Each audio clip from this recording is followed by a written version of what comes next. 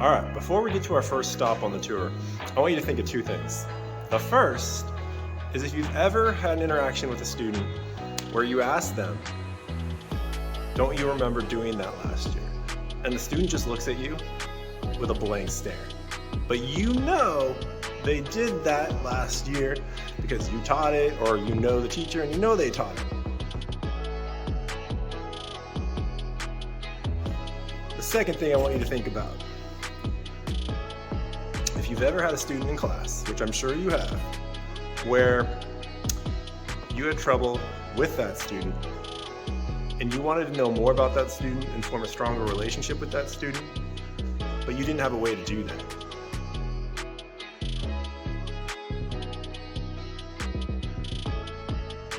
So what are student websites? They're an answer to that.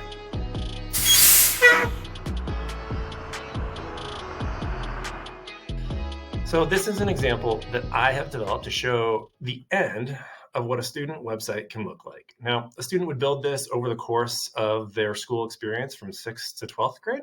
So it would be a number of years before it even remotely looked something like this. But I want to share with you what the entire website could look like so you have a better understanding of where to start. Now, as you can see on this example student website, it is a website, just like any other website. At the top, it has pages that go across, right? And then I can scroll down to see the content that are on those individual pages. The biggest difference is that this is not a website that is about, a corporation or, some sort of news organization. It is, in fact, about the student themselves and their experience, both academically in school, as well as kind of their identity as it develops over time.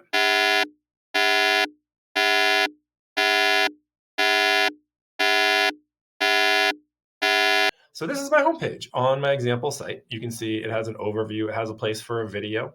It can look different than this. It doesn't have to look the same. Your school might decide to make it look different, or if you're starting this program for your school, you might decide to make the homepage look different, and it can change over time, and that's perfectly fine. This is just one example of what it could look like at the very end after students have done this from year to year.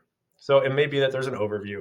It might be that there is, a video of, a reflection at the end of the school year of each year that the student makes. So they would see themselves as a 6th grader at the end of the school year reflecting on what they learned, as a 7th grader, as an 8th grader. Perhaps there's a middle school capstone experience that your school would like to have. And the student can link to that or have a video of that right there. As they continue on into high school, perhaps they have those same sorts of things, but linked in for each of their years of high school. Of course, there'd be a lot of growth physically as well as academically throughout those years. So it'd be great to kind of see that from year to year, and it'd be a very powerful experience if that was all kind of captured on one page, as well as just organizationally, they can link to all of those pages as well.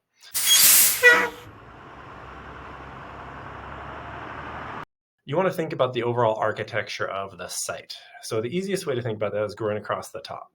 Not only is this an academic site, but this is a site where students get to represent their identity and very important things about their identity. Perhaps something about their family and who their family is and their family's goals for them within school. It could be that they're representing their favorite things, right? In my case, I put books. It could be movies, TV shows, bands, sports teams, foods, video games. The list is endless, but it would be personalized by the student and their choice, as long as it's school appropriate, right? And what do I mean by appropriate, right? That's going to be anything that we'd allow in our classrooms, right? We'd allow on the website. We just want to be careful about anything that would get the student in trouble or that they wouldn't want to represent to somebody eventually one day when they're applying to college, to a job, an internship, or sharing this at some sort of demonstrating of learning. I'll talk a little bit more about that later on because the website is not shared publicly in the beginning. We don't want it to be. We want to protect our student identity and our students' identities, and we want them to teach them over time to do that. But we want to make sure that we do know that eventually this could be something that's shared. So we want to be selective and curate the right representation of ourselves as students. There's going to be an opportunity for students to do things like add their resume when they get into high school and they start working on that in perhaps an AVID or a seminar class. They can articulate over time, even as young as 6th grade, what are they thinking for college? And that can change over time. And it can be in one single place where we can track that, see it, and where a teacher or a family member could look at that and understand better what a student's thinking about that. The same for careers. You could have a career page that would be a drop down, and it could be an exploration of what careers the student is thinking of. And they could add to it year after year, and it might change and it might stay the same. You could have a skills page. What are the things that the student identifies as being good at? What are the things that the student wants to develop over time so that when they're transitioning out of our system, that they're going to be able to be successful in college and in their chosen career field? There's many other things that you could have under the About Me section, but what's important to consider is its equal weight to the academic side of things. Because our students are whole students, and in order to come to school and be successful, we want to know we want them exploring their identity and sharing their identity as much as they're comfortable with that.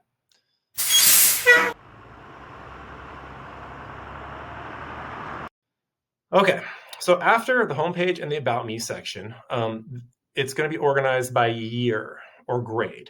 If you put the calendar year, it takes up a little bit more space. You could do it.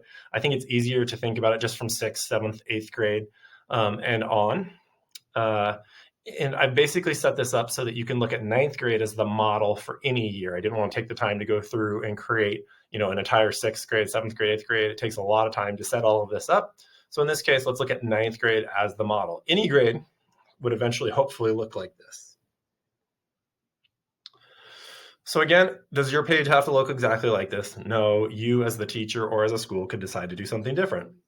And that is fine. This is just one example of a way to set this up and organize it so that students can track this from year to year. And probably year to year, it might look a little bit different. And that's okay. Again, it doesn't all have to look the same. It's about the student developing something that represents their learning that they get to control and that we guide them in that process. So for 9th grade, perhaps it's a 9th grade video that's here, that's a reflective video, some content, just a couple of sentences about who they are as a 9th grader. Perhaps it's either videos and or pictures to represent their different classes that they're taking that year, and then as well as links to those classes. Perhaps they add their end of the year reflection video there as well. Any of that would be fine. You can do different things besides videos as well. It's just one example. Now, within 9th grade, you'll see that there's a drop-down menu, just like there was under the About Me section. Now, perhaps there's a whole page, particularly just for goals for 9th grade. What are the goals for 9th grade? It could be that each teacher, right, whether it's a seminar teacher, an English teacher, math teacher, whatever the classes are for that particular student, has a goal section as well, and that these goals are more general. Either could be fine, depending on what the teacher in the school decides. What's important, though, is that the student has a place to set goals and has a place to reflect on those goals. And there are many ways that they can reflect on those goals. It can be written. It could be that they're recording videos or doing something else entirely. When it comes to the classes, you'll see that they could be organized differently. Perhaps in one class, they're going to organize it by important projects. Another class might do it week to week. Another class might do it by unit. When you click on a sub page, right, the teacher would be able to make decisions about how to organize that or tell students to organize that particular page. And as the students get older and older, and as they have more and more practice with their student websites, perhaps they can even make some decisions about how to make the best layout for their individual pages. There are other ways that this could be laid out too. You can look at an English class. It could just be that the teacher's doing it by unit, right? Whatever those particular units are. It could, if it's a math class, they could do it by the particular skill that they're focused on and organize it that way. And it's a place for students to add their work, whether it's a picture and a representation of their paperwork, or it's the digital work that they're doing, a video reflection, a presentation that they've made teaching somebody how to do that particular. With that said, again, let's think about what this is. This is a place for students starting in 6th grade all the way to 12th grade to track their learning for all of their classes. So from that perspective, it's going to be an e-binder, right? It's going to be a place where they could add daily work for those teachers who are more comfortable with technology and who are doing more digital work.